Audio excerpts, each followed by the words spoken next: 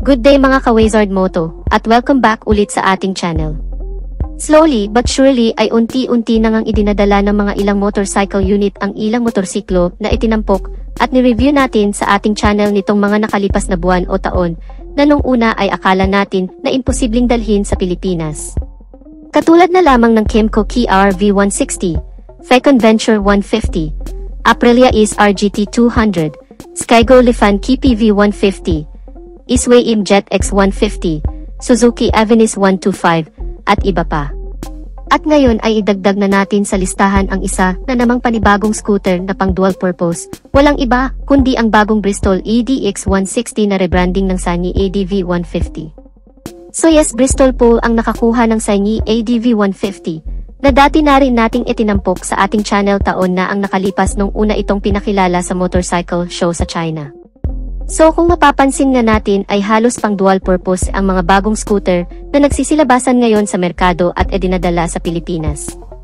Ibig sabihin lang nun ay very in demand lang talaga at mas gusto ng karamihan ang ganitong klase na motorsiklo na sa pagkakatanda natin ay inumpisahan ng Honda motorcycle sa kanilang Honda ADV 150, ilang taon ang nakalipas mula ngayon. Sa video na to ay pag-uusapan natin kung ano-ano ang mga kakayanan nitong bagong labas na Bristol EDX 160 na pang-compete niya sa ibang adventure scooter na kasalukuyang minamarket ngayon dito sa Pilipinas, lalong-lalo na sa nangungunang Honda ADV 160. Ano-ano ba ang mga pang-market nito, ang kanyang specs at features? Lahat ng yan ay i-discuss natin sa video na to. Pero bago yan ay huwag kalimutan na mag-subscribe at mag-follow sa ating channel. Hit mo na rin ang like at notification bell icon bilang suporta sa ating munting channel. Ang una agad nating mapapansin sa motor na ito ay ang kanyang pagka-dual purpose na looks na sobrang lakas ang dating napaka-brusko nitong tingnan na may malalaki at specky na gulong at kung mapapansin nyo naman ay naka-spoke rim wheels na ito at naka-naked handlebar, bagay na bagay talaga ito pang rakrakan sa off-road. Dito sa kanyang harap ay meron itong mahabang windshield with its brand name na Bristol. Adjustable na din ang kanyang windshield na pwedeng i-adjust pababa o pataas. Naka-LED ang headlight nito, naka-projector headlamps, na talaga namang pangmalakasan ang ilawan ng motor na ito. Meron itong daytime running light na nakapalibot lang sa projector headlights nito, with its turn signal lights na nasa gilid lang din ng headlights. All LED na ang lighting system ng motorsiklong ito. At kung mapapansin natin ay meron siyang parang beak o nguso na bumagay naman at mas nakadagdag pa sa forma ng kanyang front face. Overall looks ay wala akong masasabi, talagang ito ang tipong motor na papangarapin ng lahat. Mapunta naman tayo sa kanyang features. Isa sa pinaka-highlight ng motor na ito bukod sa kanyang pagka-adventure scooter ay ang kanyang modern at high-tech na instrument cluster. Very wide na ang screen nito, kitang-kita ang mga nakadisplay, very elegant looking at napaka-high-end. Anyway, naka-TFT display na pala ito, at kompleto na rin ang mga icons and indicators na nakapaloob dito. Like temperature check, RPM, speedometer, check engine, ABS indicator, clock, turn signals indicator, trip meter at fuel level. At ang pinakamalupit pa nito na features mga kamoto, ay meron itong kakayahan na i-connect ang system ng motor sa cellphone. Just like sa Yamaha Connect na feature, meron na din itong built-in na maps at GPS at pwede kang mag-navigate sa dashboard ng motor. At masasabi natin na mas advanced pa ito dahil meron itong screen mirroring na option, kagaya ng sa Smart TV. Sa pagkakaalam natin ay ito pa lang ang adventure scooter na may technology na mirroring, so napaka-impressive naman pala ang bagong technology na meron ang motor na ito. Dito naman sa kanyang handlebar, meron itong backlight sa mga switches, nakakadagdag sa pagiging premium nito at visibility sa gabi, at naka-naked handlebar din ito, so very sporty talaga ang datingan. For other important features, meron itong hazard lamps for emergency purposes. Meron din itong idling stop and start, gaya ng sa Yamaha at Honda. Ang function nito sa hindi pa nakakaalam ay kung hihinto ang motor sa traffic ng mga at least 3 seconds, ay kusa nang namamatay ang makina, at kusa naman itong aandar muli kapag ipihit na ang selenyador.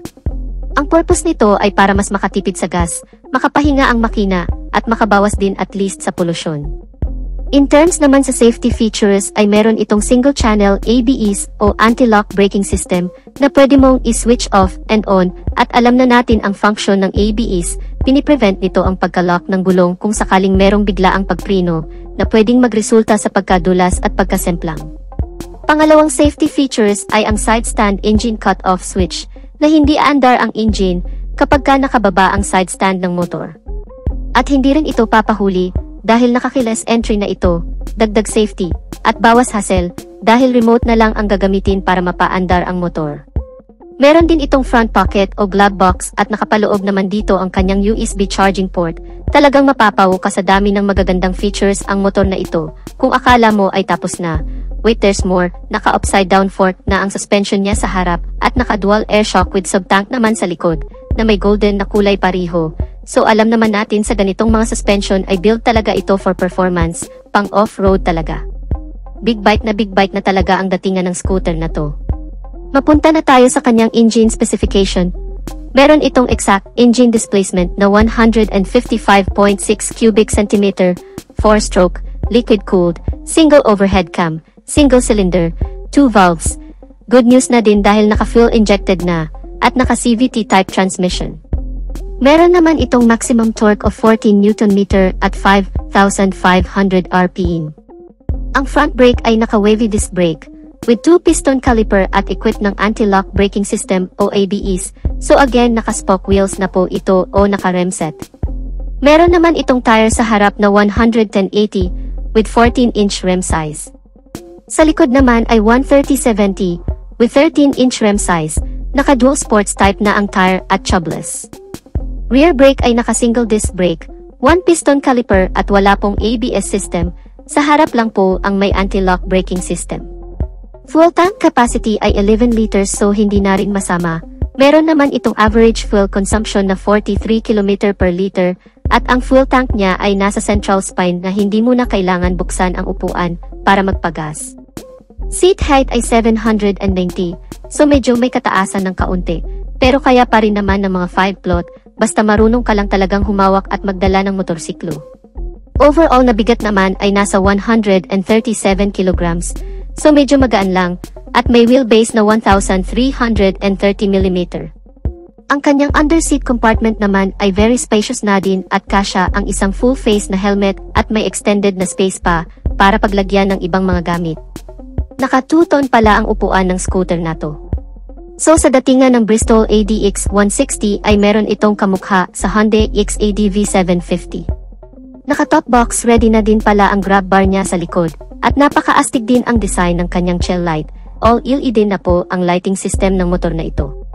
Meron pala itong dalawang color variation, which is red and black, so ang datingan ng motor na ito ay talagang sulit na sulit at hindi talaga tayo tinipid sa external design, pati sa kanyang engine specs at features ay talaga namang very modern at high-tech, kaya hindi na nakapagtataka na within 12 hours ay na-sold out na agad ang initial batch nito na 30 units, bago pa man ang official launching nito. At isa din sa dahilan niyan ay nag-offer sila ng 20,000 na introductory discount. So mabibili mo na lang siya sa halagang 158,000 pesos, instead of 178,000 pesos na kanya namang suggested retail price. So ano ang masasabi mo sa bagong adventure scooter na Bristol ADX 160? Just comment your thoughts in the comment section below. At dito na natin tatapusin ang video natin mga ka-Wizard Moto. Sana nagustuhan ninyo ang video, at kung nagustuhan nyo ay pakipindot ang like button bilang suporta na rin sa ating channel, at sa mga hindi pa nakasubscribe ay inaanyayahan ko kayo kapatid na mag-subscribe sa aking channel, para lagi tayong updated sa mga videos na i-upload ko pa. Maraming salamat sa walang sawang pagsuporta. Ride safe and God bless.